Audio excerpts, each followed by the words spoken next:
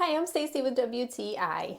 I love diffusing oils in my house and I am in love with this awesome scent from doTERRA. This is their Shinrin-Yoku and this is a Japanese forest bathing scent, which I had never smelled before, but I went to a friend's house and she had it going. I fell in love with it. By the time I left, I wanted that oil. This oil has notes of different things like lavender. It has fir in it. It has the Shinrin-Yoku smell. So it's just a really great combination of a variety of oils that really smells awesome.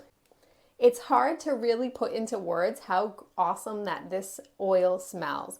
It has really a crisp but clean, but also a spa-like smell to it.